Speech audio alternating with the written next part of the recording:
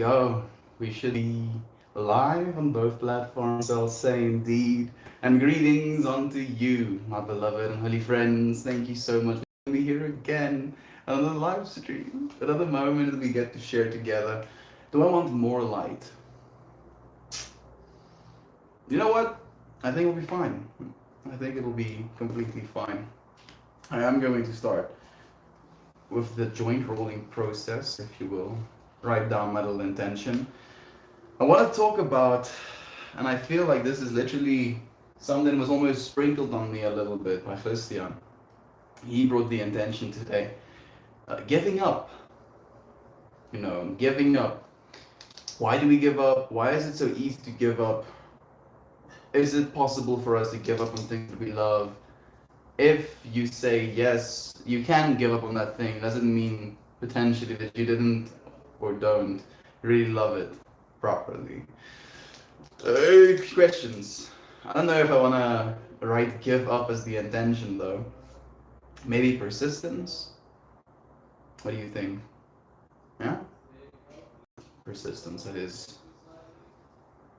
Is it the only word that's like against giving up? You persist, so you don't give up. You continue, you push forward, you show up, you get back up, unmovable. I think persistence works best.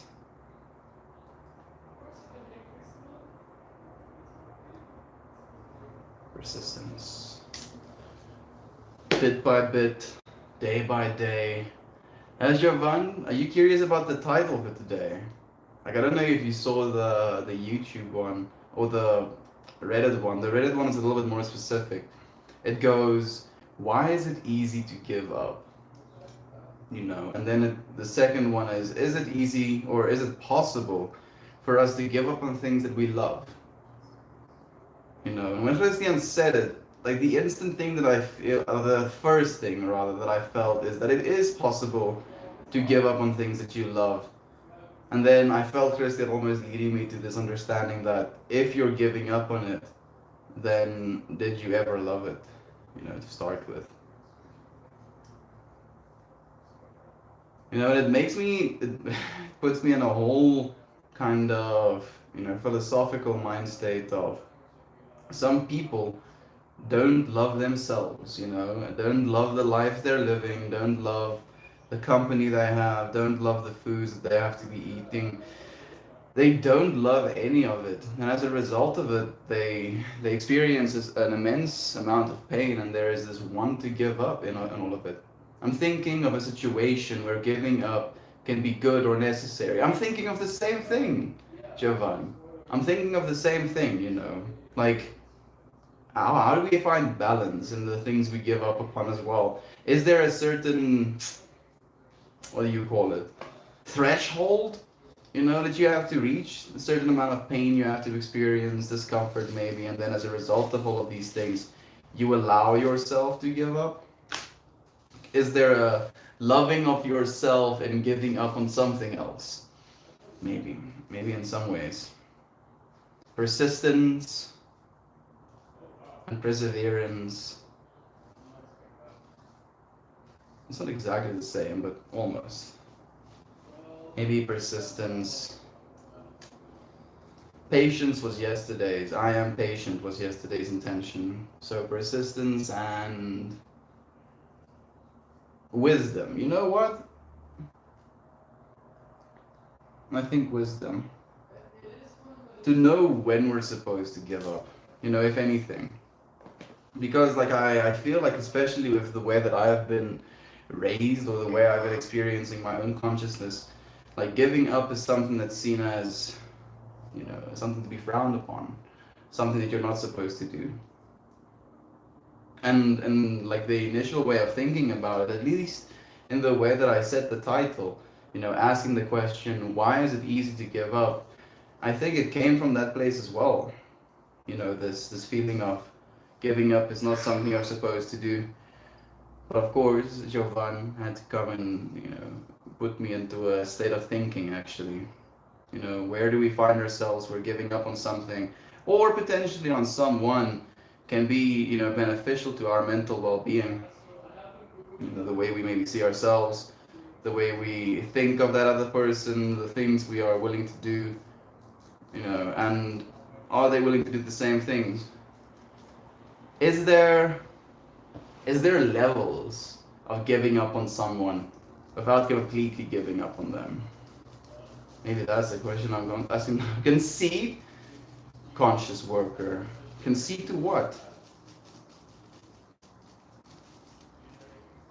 Like, I'm genuinely curious. I'm hoping genuinely that at the end of this stream, I'll have found a few answers as to why it's easy to give up. Maybe it's a resistance thing. Maybe because we as human beings have so much potential, we need to kind of be capped. There's this book called The War on Art, and it basically goes into explaining that there is this resistance, this fundamental resistance within us as human beings that stops us from doing certain things that could potentially benefit us. For example, you're supposed to be exercising, or you have to get up in the morning to go and exercise, and then because of that feeling, you have an extreme amount of resistance to waking up and actually going and doing that. And that resistance is the resistance we're talking about. And that resistance is present in a lot of things. It doesn't just have to be exercise. It can be writing, it can be drawing, it can be going for a walk, it can be talking to your parents, it can be anything, the resistance. Maybe realizing one's own limitations. I think that it's an okay situation. You have to love yourself enough to give up on certain things, especially if it's harmful. Love you, Melton fam. Love you, Diana. Thank you for joining us. I hope the kids are well. And I agree completely, Jafar. I agree completely. I think the question I'm asking myself right now is, how do we know, whether or not something is harmful? Or whether it's just our internal resistances trying to stop us from doing something or achieving something great. Back at it again, sir. Sword Noob, it's nice to have you here again, friend. How have you been? How has the last 24 hours treated you? It's nice to have you back. I hope it's been good, at least. It's been pretty good for me. Me and Christian have been having good chats. And there is a certain amount of tension building as well, coming up to this weekend. Oh goodness. So this last weekend, and technically, I'm not encouraging this behavior that I'm going to be explaining right now, but I am willing to share so that you friends may interpret as you may as well with some background information. This weekend coming, me and Christian alone are going on what you would call a heroic monkey experience. So more than 5 grams of monkeys per person. We had maybe at most 2.5 gram experience this weekend past, where we were basically, doing this together on the Friday. We started watching A Space Odyssey, but it was way too slow. The pacing is just a little bit much. So we stopped watching that, all of us were going through our own things. Christian kind of retreated. And then I felt weirdly this calling to watch this other movie called Dave Made a Maze. And I was like, okay, guess this is the movie we're gonna watch. Christian wasn't in the room with us. He went to his room and we started watching this. And in the first, 15 minutes of us watching this movie, we're like, Christian used to watch this with us. He would genuinely enjoy this. So we basically get him into the room with us. We watched this movie. And it was a beautiful, beautiful experience. We came out of that joking, about sanity and how we can feel like we can give up on our own sanity as well. Or we can, in those moments, look at what insanity might look like from a perspective of inquiring, if that makes any sense. and how, we can, after going through an experience like that, sit down and have a conversation about it, share our interpretation of it, the feelings we had within it, the conceptualizations of ourselves that we kind of, saw melt away in front of us. And it was a good experience. But in comparison to what's coming, goodness, wisdom, and persistence is our intentions for today. Day 320 of what? What are you doing? What is a monkey? The great diplomat, day 320 of showing up consecutively, you know, every single day, showing up with the intention to remember that love is true, to remember that we are sharing the space together, to remember that we have things, to say, to listen to what others have to say. That's exactly why we're doing this, my friend. And today is day 320 of that. Our friend says, help potheads act more aware than others. Y'all are just slow in the mind. Thank you so much, my friend. You might be completely right. Maybe being slow in the mind gives you enough, I want to say room? Is room the right word? Maybe not room. Maybe enough leeway. Maybe enough space to kind of actually take a step back and see that all of the bullshit this world has been kind of projecting onto us isn't all that, with the great diplomat. And I hope you see that as well, friend. I hope you find a place inside of yourself where you don't fundamentally judge a person, try and collapse a person into a single understanding. I'm not really that bothered by being called a pothead,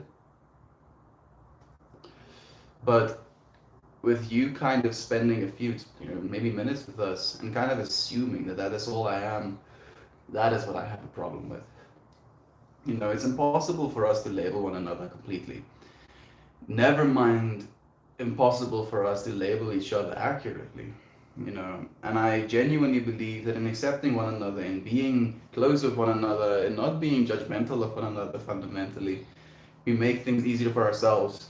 Just think of them as human. Think of them as an entire universe. And I'm not opposed to. I'm still spending time with our friend, the great diplomat, where we can learn together. But I am going to raise my feelings about it nonetheless. Great. Thank you for the helpful, Jovan. I appreciate you so much. What are you smoking, by the way? Strain. Technically, this is a mixed joint. I have some funky monkey and iced cabbage in this joint right now. Sword nude. And I'm using some Million as well. Do you still smoke one joint a day? I do, Nova. I do. But now I'm sharing a joint with a friend, technically. So I'll find myself maybe like smoking a little bit of a pipe a little bit later in the night. But I still find myself not smoking excessively, fortunately. That's one thing that I've noticed as well. After giving up weed for a while again, spending a month away from something that you feel you do somewhat, what's the word? Not repetitively, not scheduled, instinctively. I think maybe instinctively is the right word. Like taking a break from something like this and showing yourself there's not something you need allows you to come back to it with this understanding that you can take it easier. I'm taking it significantly easier. Like I haven't been smoking pure green joints, for example, just weed joints. I've been mixing it with this smokable herb called either Malin or Mullein, like Mullein. And apparently this smokable herb has health benefits to your lungs when smoking it. Go figure. And because of this mixing ability, I've been cutting down on the amount of weed that I would put in a normal joint. So like now I'm smoking a tenth of a gram in a single joint and it's still doing its job. I'm still taking only a few puffs of the joint and then putting it back down. And it makes me happy to know that it's not necessarily so much about how much of it you need, it's about why you're doing it. And if you can ask yourself that question, if you can answer that question for yourself, like the actual usage becomes better and better, more and more fun. Aggressive Goat says, any man who preaches peace and understanding is doing God's work. Bless you, brother, for your path. Whew. I honor you, Code. Namaste, my friend. Thank you so much. Thank you so, so much. I appreciate you genuinely. Thank you for being so wonderfully beautiful in your casual drive-by comment. It means more than you know. And thank you for burning some cash on me, raspy dude. I appreciate you. I'll read your comment in a second, Mellow Yellow. I feel like I want to be completely present for it. Ask for some wisdom. Ask for some persistence. Okay, I'm gonna be here for you. As an anxious person, I have difficulty with eye contact and I look like a deer in headlights. Since most people mirror the expression of those they're interacting with, I see people I'm speaking to get more anxious with precipitates cycles. How would you move past this? So I completely feel what you're talking about as well, Mellow Yellow. And thank you so, so much for asking that question. It's a wonderful one. And I'm not going to answer it from a perspective of I know exactly how to do it because I still have that happen to myself as well sometimes. And I want to actually acknowledge something that you mentioned as well. It's I see people I'm speaking to. Like you're mentioning, you have this awareness that people mirror one another, and on top of that, you have this awareness that you're the one seeing them become uncomfortable or getting anxious alongside with you. But fundamentally, that is something that you're seeing in the world. When I find myself being anxious, and I realize this very specifically, after interaction me and Christian and a friend of his had. He wanted a friend of his to meet me for the first time. And this friend of his was the first stranger I met, I guess, in 2 years. Technically, and I felt awkward. And I'm saying I felt because I was saying to Christian I was so awkward, you know. But I realized now after he corrected me, he told me you're completely fine, dude. It is just how I felt about it. And I think maybe that would be the first step, Mellow Yellow, is realizing that you're the one feeling almost for people. You're the one feeling into what they might be feeling because you're feeling something. So you're technically simulating these entire potential realities or simulating entire potential people's understandings of the reality that you're experiencing together. And then as a result of that, putting yourself in a bad space. But it's you, dude, and you're doing fine. That's good that you have a lot of self-awareness. I'm naturally awkward for some reason, as am I, Nova. As am I. At least that's how we perceive ourselves. And I think it's probably the same thing for every single one of you. Mellow, Yellow, you as well, Nova. Me included. Like, we perceive ourselves as being awkward. We think of ourselves as being weird. But it's usually either one, a case where we do not feel comfortable to be our full selves in the situation we find ourselves in, or two, just us being in our own heads. And then because we're in our own heads so much, we feel flustered when we don't want to like conversate, when we want to say something. And then as a result of that flustered feeling, we get even more inside of our heads and like, oh, this person must think this and this of me. People are not that concerned. And this feels a little bit insensitive, but people are not that concerned. People, every single person that you're looking into their eyes, they're doing the exact same thing. They're like, oh, what am I doing? Am I doing it right? I hope so. And we feel so awkward. We feel so anxious because we know that nobody else knows. And as you're saying as well, that mirror behavior, that's why confident people become successful. Not because, society just kind of values confident people over every other one, but a confident person has other people mirror them in a confident way. And then that confident feeling is something that becomes almost like a socially acceptable want. It's the same thing with anxiety, with depression, with hatred. People mirror one another in a way that is literally rippling outwards. And because we're aware of that stuff, when we find ourselves being anxious, where we become scared that, oh, this behavior is going to be mimicked and it's going to be more and more anxiety kind of building up in it. And that thought, just the idea of that, makes us even more anxious. It's all in here, friend. It's all in there. Like this freaking brain. So clever and yet gets in the way all the time. Ooh, the great diplomat is still here. I'll read your comment in a bit. You're so wise. I agree with a lot of what you say. Nova, you're just feeling into the same wisdom as in your heart, my friend. Don't listen to what I'm saying as fact or as truth. Live into the felt fact of your immediate experience. Meaning, what you feel, the fact, you're like, oh, I feel this thing. This thing is fact. Live into that experience. That's all I expect of you. No more, no less. Oh, the great diplomat says, sure. What are you achieving? Are you out there bringing peace, creating understanding for others where it's needed? My brothers and sisters are dying in the mud back in the Middle East because of the belief of nationalism. I hear you completely, the great diplomat. Like, you want to talk about that a little bit more, maybe? Do you feel your brothers and sisters are dying in the East or in the mud, as you're saying, because of nationalism? Like, are they, because of their nationalist understandings, choosing to stay in the countries where they're being abused? Or do they feel, or as a result of nationalism, they are dying in the country that they're finding themselves in and they're not allowed to leave? How did you get out?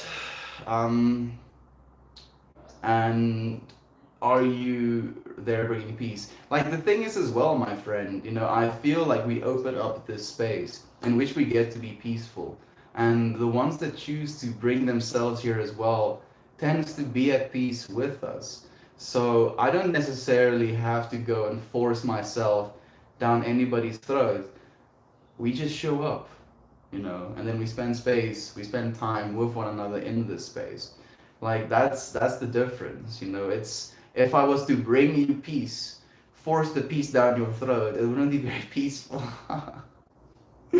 We are at peace. We are at peace, the diplomat. Like, do keep showing up with us. Keep asking me questions, especially the hard ones. I will be here with you. I'm suffering from deer in headlights syndrome. Dude, me too sometimes, friend. Me too. And I'm trying to figure out as well. Like, one of the biggest things you can do to make it a little bit easier is just become a little bit aware of your posture slash body language, especially if you find yourself with people that you don't know slash feel uncomfortable around. Just don't look uncomfortable. I was like, oh, sure, melt. That's easy. Just don't look uncomfortable. So what I mean with that is sit back. Like, first and foremost, maybe you can try this right now. If you find yourself hunched over or in some way closed off, open your arms. Like, maybe if you're sitting with your legs maybe like next to your chest, drop them down. Open your chest up, open your body up, drop your arms next to you and literally just sit back into your environment. Become more comfortable in your environment. Another trick or another way of thinking about it, try and take up more space, literally. Like, put your arms out, try and take up some more space in your environment. That fundamentally is a human way of communicating. I am comfortable. I am supposed to be in this space. I am, fundamentally. And other human beings pick up on that body language. And it helps me, especially since I'm, like, how do I say this? I guess I could just go out right and say it. I feel somewhat like it's still offensive, even to myself, like high functioning autistic. So, like, social interactions and other human beings' interpretations of social interactions have always been something very difficult to me. So I had to go and learn. I had to go and read exponential amounts of information just to feel like I can be a human being. And I literally do this with like these sets of information that I carry along with me. And body language has been a big one for me that helped. Yeah, rather than staring at the floor with your legs closed, Nova. Like, literally, head up, scan your environment even. Another way to reduce anxiety slash depression is literally to look laterally. And I know that's weird, but it has some scientific reasons for it as well. It's like a scanning thing. You're in an active scanning mode instead of being closed off to anything. I had to take meds for my ADHD, and I feel as if I don't have it, and I feel as if when I don't have it, that I'm lazy, but it just makes me put effort in, and I feel like I also kind of hate taking meds. I am restarting it after months. Like, no, but the thing is, ADHD medication technically help us with our dopamine responses. So when you are ADHD, I feel like you do have a healthy dopamine response, but it might not be consistent or long lasting. So you'll be stimulated, you'll get some dopamine from something like, oh, you know, if I press this button, I get a little bit of dopamine. And there's that kid that just clicks this button and then eventually stops. And then, oh, look, there's this little thing. Oh, interesting. Oh, that's cool. I like. Oh, look, what's this? Oh, isn't this neat? Oh, what is this? Oh, it makes sounds. Oh, neat. That's what ADHD is. So as soon as you take a medication, you're basically giving your brain more dopamine. Like, for instance, something like Adderall, or I think Adderall is just straight meth, but something like Concerta is like what I would call double meth. It's like the two bottom halves of a dopamine molecule or a meth molecule attached to each other. So it's like double meth. It doesn't work as double meth. Technically, it takes up a little bit harder because it's double meth. But yeah, so it's these dopamine antagonists slash dopamine reuptake inhibitors. And what they do is they literally give you the ability to want to be focused on something, to want to complete something, to want to do something. I do kind of do that, but I feel as if it's laziness instead. I can hear what you're saying. I hear what you're saying, Nova, but I don't feel it's laziness. I feel it's just an imbalanced dopamine response to this world. Especially in the time and space we find ourselves in, we have access to more information, more entertainment, more dopamine stimulating activities than we ever have in our experience of reality. The fact that we're at all functional human beings is an absolute miracle. I don't always consider myself a functional, but, but we try. We do try, and that's the real thing, is in realizing that we do have this immense amount of energy. It's just very hard to kind of direct it. It's like having the like high beams on, or like, extreme bright beams, and then trying to like form that beam into something very narrow and very specific to actually get something done. And those medications can help narrowing it a little bit, but you can do it as well. That's the real thing that you should know. The pot made you enlightened, but prevented you from doing anything. You feel that I'm now suddenly enlightened. The great diplomat, we are doing something, friend. We are in an active discourse. We're sharing space with one another, and we're respecting one another in a way that we don't necessarily get respected out in the world. That's the way I feel about these things. Thanks for your feedback, brother. I will keep it in mind. Stay well. The mellow yellow, go in peace and go in love, friend. If anything, know and remember, you are the expression of love in every single situation you're in. You're like, what? What the fuck does that mean? Just think about it. Just think about it. You are the expression of love in every single thing you do. And feeling awkward around, friends, still the expression of love. You're so concerned that they don't love you that you get yourself in a state of anxiety. It's just the opposite expression of love, to be fundamental about it. Know that you're loved, my friend. You're so, so loved. That's the real thing I'm getting at. What do you mean by anything? I wouldn't say anything.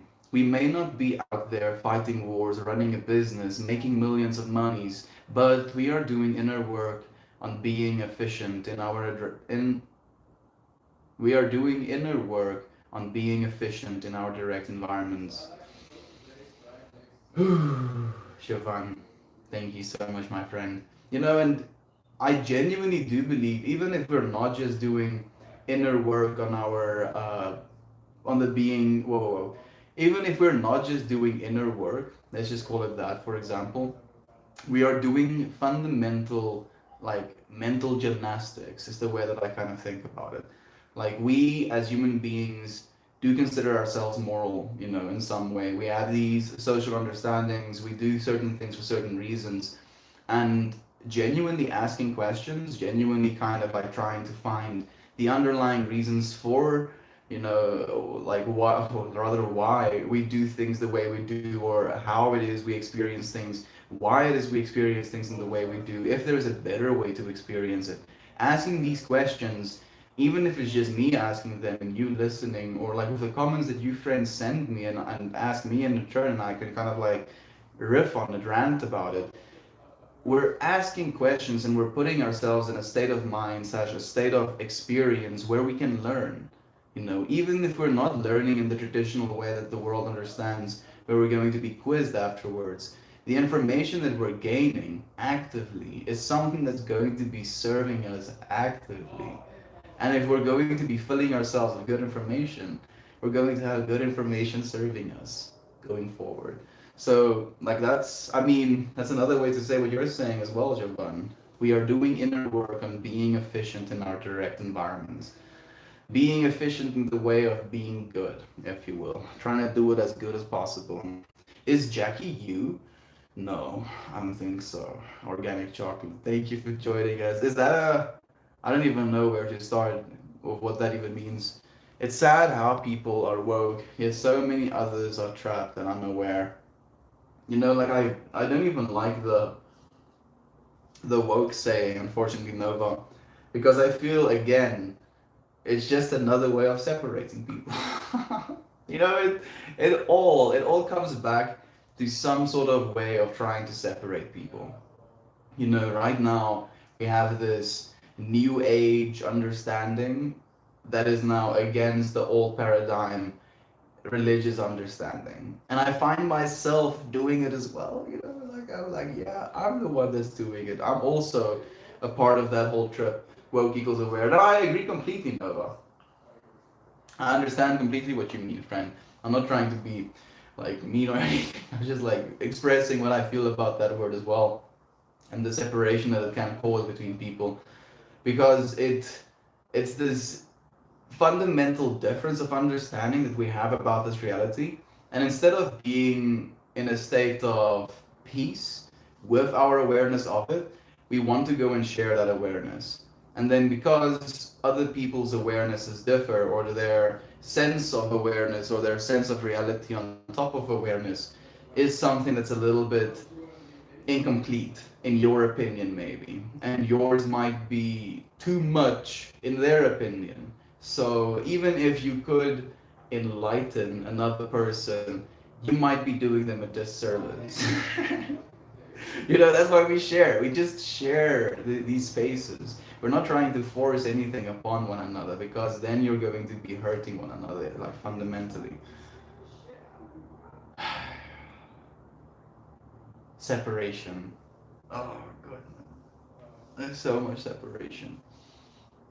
Mm. How do you feel about how the media treats people slash anyone? Like, the biggest, so to give you an understanding of how I feel about it, I think I have to say first that I don't watch any media whatsoever, ever. No, like, none whatsoever. So just, if that could be an answer in its own, I would like it to be. I don't watch any, like, news, none whatsoever, because I fundamentally understand that that is all agenda based, basically. Like watching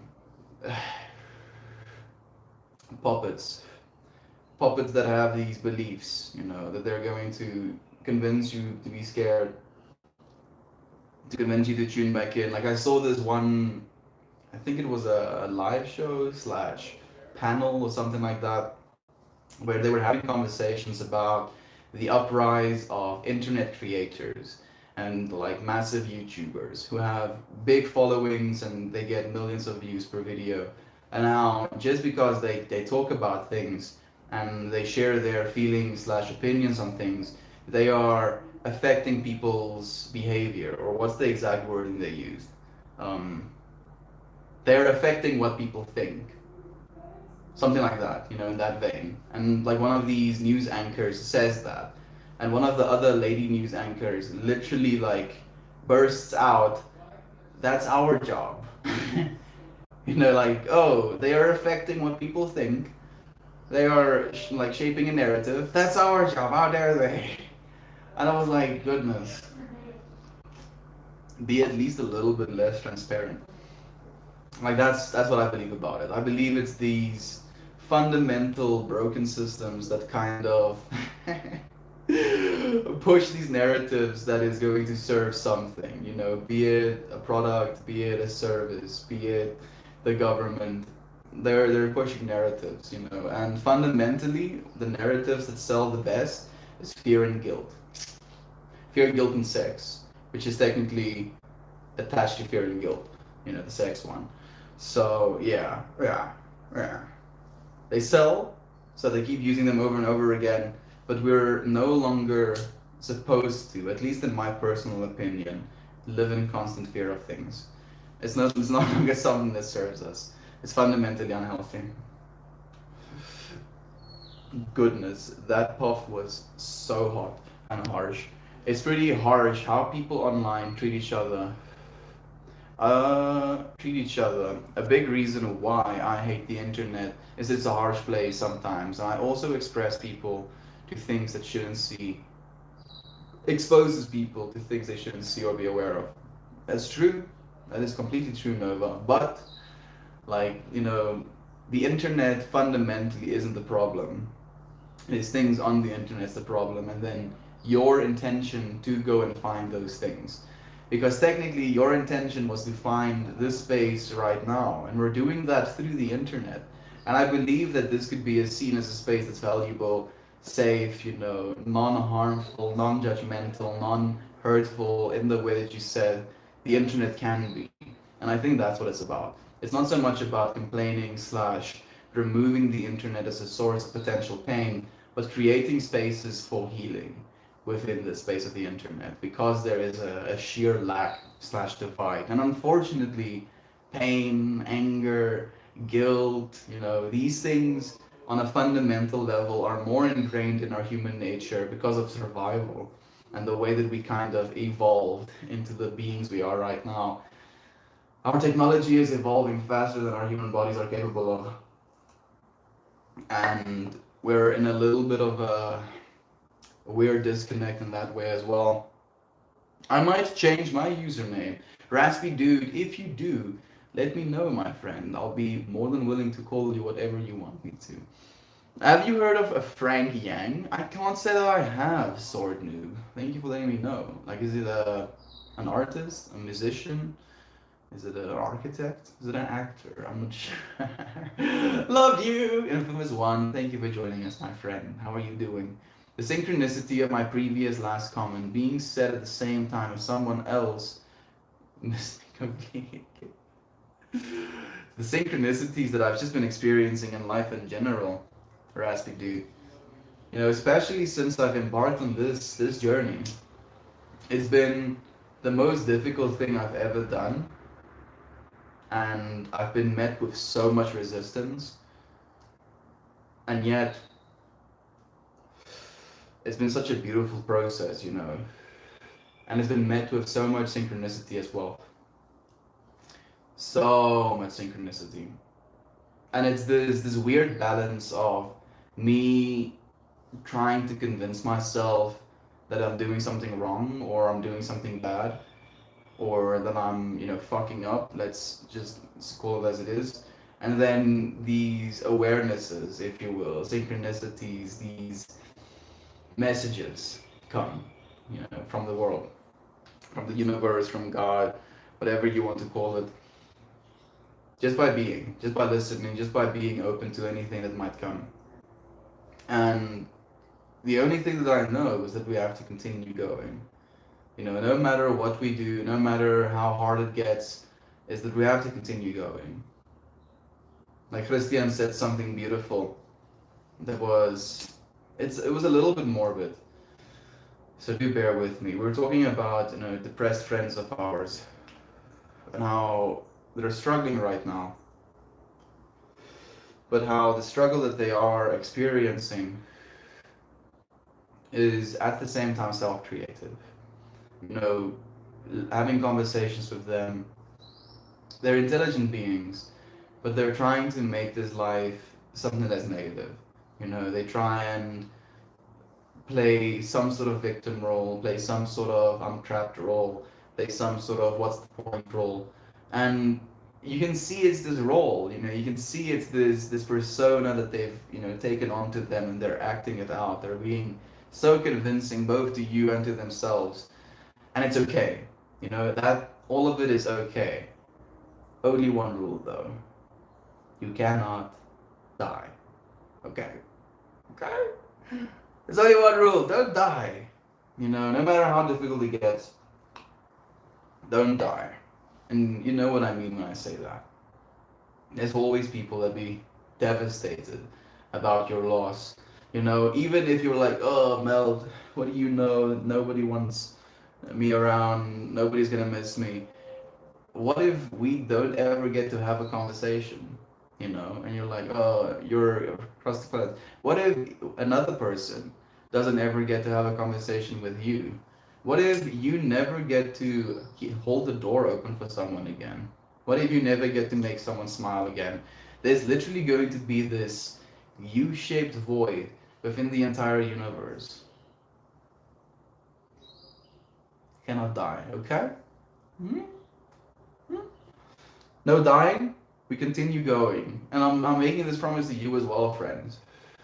I find myself in such negative mind spaces sometimes. And, that's the ultimate giving up. Today's intention was about that, giving up. That's the ultimate giving up. To just be like, no more. And I felt that feeling. You will learn how to move on its own. Whoa. You will learn how to move on its cold life, and you just keep going. I agree, Nova.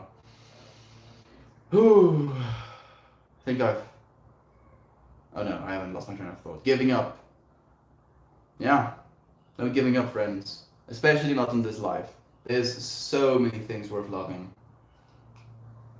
So many things that's lovable.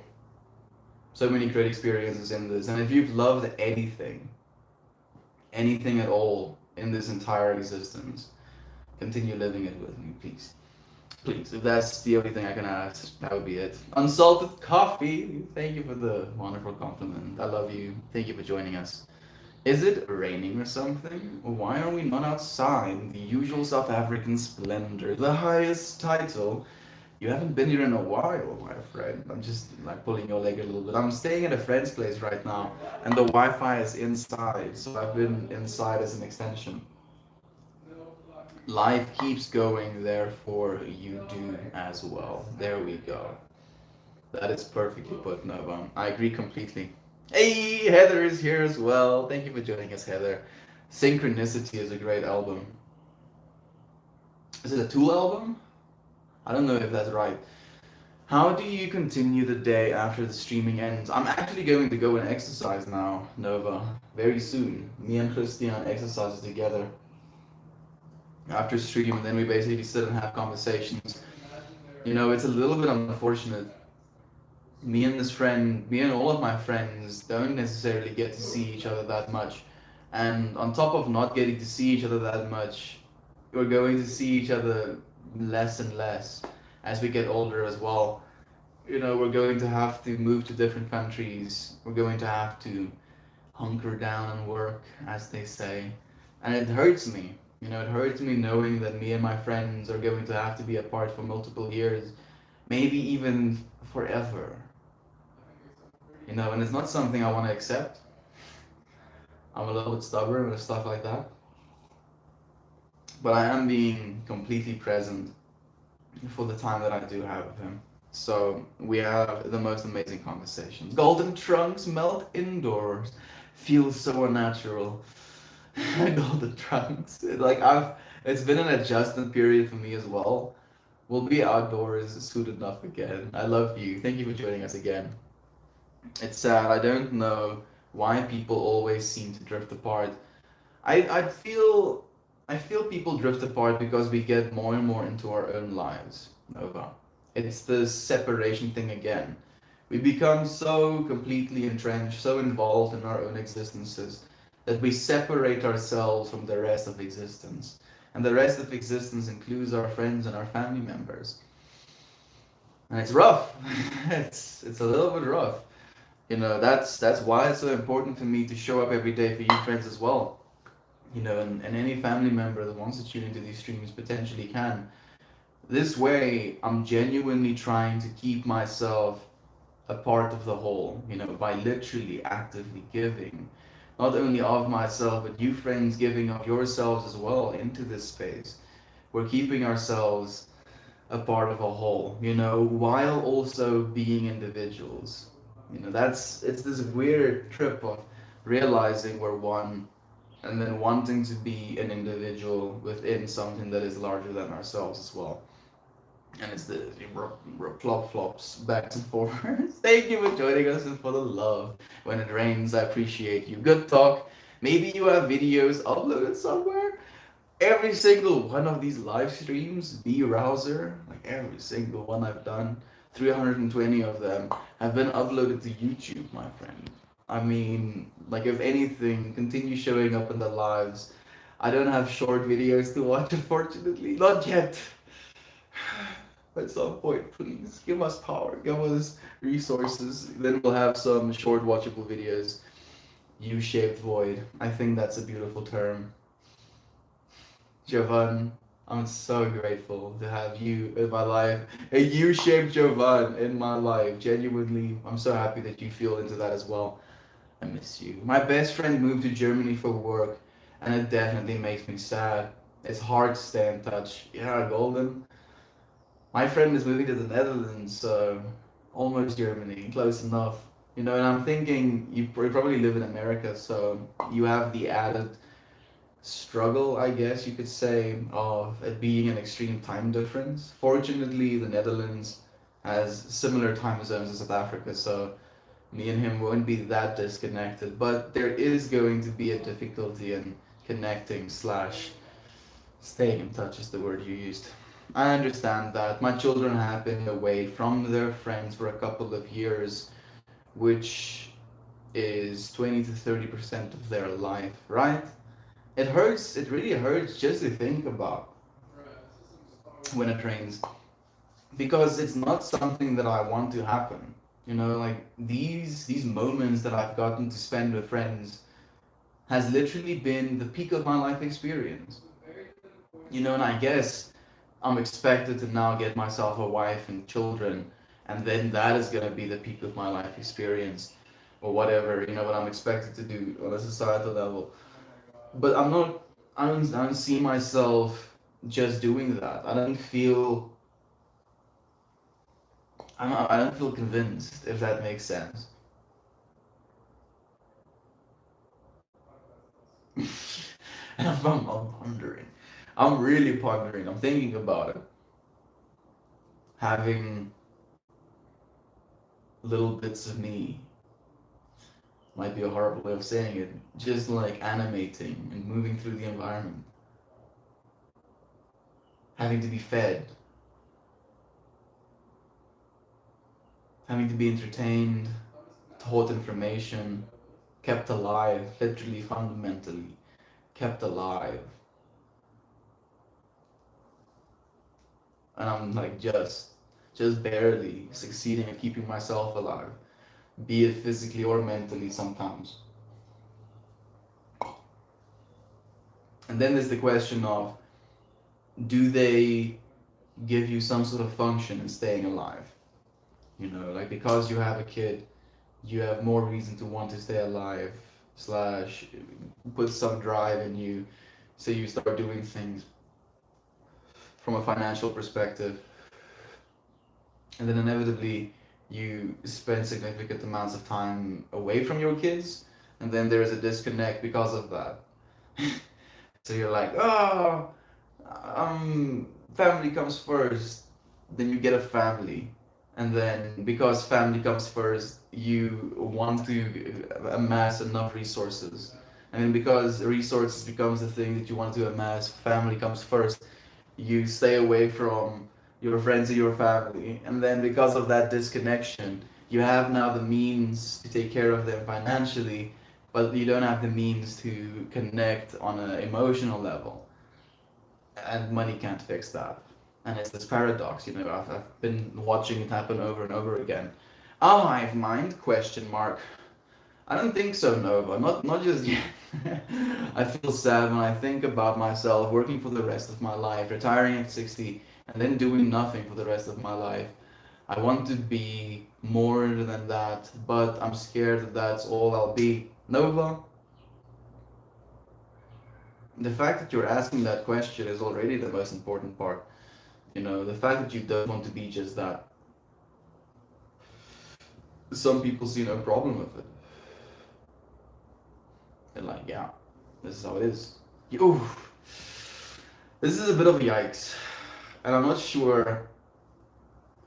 I've had this vision for a while now, and it's not a nice one. It's not a pleasant one to think about, but it is one that can make you think about, just stuff. And it goes like this. I find myself with my eyes closed. And in this closed-eyed state, I have this extremely blissful, beautiful, opening, expansive experience where I see beautiful fractals. I find myself flowing through them, being a part of them, transcending them. And this experience is very ethereal, very true, very beautiful. And then I wake up and I have this want to share, this experience that I've just had. I want to explain this experience I've just had. And then as I look around me, there are these, I want to call it fields, but you can just call it the entire planet of beings, six per, like almost like circle, just like kind of kneeling down, crouched into themselves, sleeping. And I realize that I'm awake, and with this awake mind, I'm trying to convey something to these people. And I'm trying to wake one of them up. And I wake one of them up and I'm explaining to him the significance of this experience I've had being asleep, or that I've had, just period. And he's like, yeah, that's why we're sleeping. Go back to sleep. And I was like, dude, I didn't like that vision. I didn't like that vision because it kind of made me understand, this propensity, this want to just live that life, Nova. Wow, that's really interesting. Thank you for sharing. Also, did you see a bunch of times? Nova? Yeah. Like this vision is completely sober. I had this vision completely sober, meditating on the patio. I was sitting with my eyes closed, and I found myself entering this, like, eyes closed, entering this state of mind of like extreme fractal vision, and then waking up from that in this vision, and then seeing all of these sleeping beings around me, and being like, bro, you won't believe it, you won't believe it. And they're like, yeah, we know. That's why we're sleeping. Go back to sleep.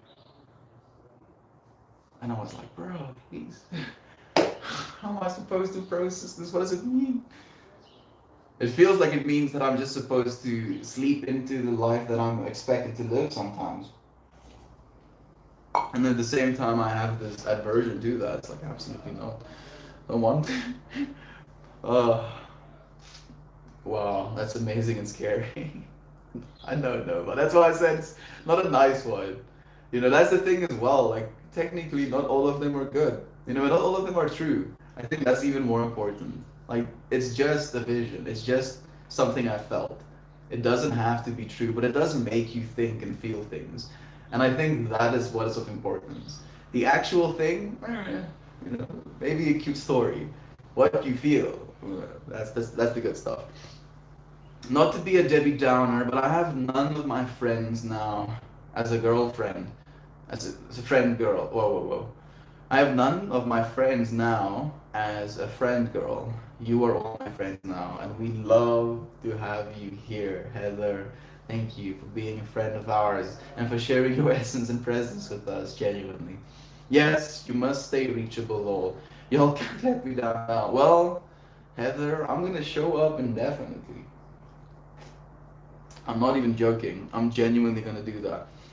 I love this, the space that we have with one another, the way we co-create with one another, the things that flow from this space as a result of our co-creation.